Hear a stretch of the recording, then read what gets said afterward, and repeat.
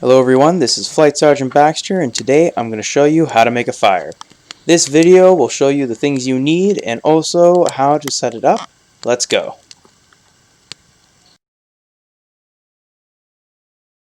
The first thing you'll need when building a fire is tinder.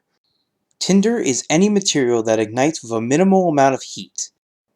The tinder I used for my fire was a bunch of dry, thin sticks.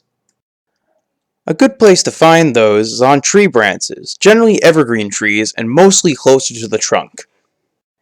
You want to be sure that your tinder is nice and dry, and a good test for that is seeing how easily it breaks off the branch. If it breaks off easily, it's probably good to be tinder. Moving on from tinder, the next thing you'll need to build your fire is kindling. Kindling is the actual structure of your fire and gives the tinder something to burn. Kindling is quite a bit larger than tinder and can generally just be found lying around on the floor. Like tinder, you generally want your kindling to be as dry as possible. A good way to see if it's dry is to check by breaking it in half. By breaking it in half, you see how fragile and dry it is. If the stick is too long to actually be broken in half, then you can just check the end, and if it's dry, you should be good. The last thing you'll need for your fire is fuel.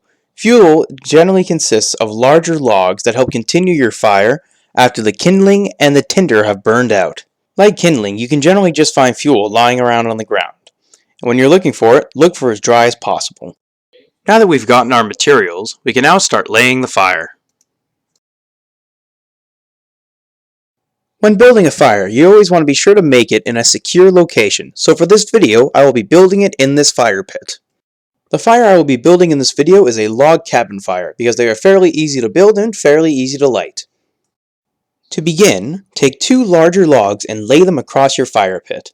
This helps elevate your fire and makes a little pocket underneath that will become useful later. After laying the two larger logs, take two smaller pieces of kindling and lay them across it. Continue this pattern until your fire reaches a decent height. Once your fire is tall enough, start laying kindling across the middle of it. That way, the tinder will have something to burn. Now that our fire is set up, it's finally time to light it. Before lighting your fire, you're going to want to take your tinder and turn it into a bird's nest. This will help the tinder catch when you're trying to light it. It's now time to start your fire. Light your bird's nest and then put it into that little pocket we made earlier with the larger logs. If your tinder's dry enough, the wood on top should start catching fairly quickly, and the rest of your fire should begin to burn pretty nicely. After the top part of your fire begins to burn consistently, add a few more logs. Continue adding logs to the fire until you want it to stop burning. And now after a few easy steps, you too know how to light a fire. Thank you for watching, and I hope you enjoyed.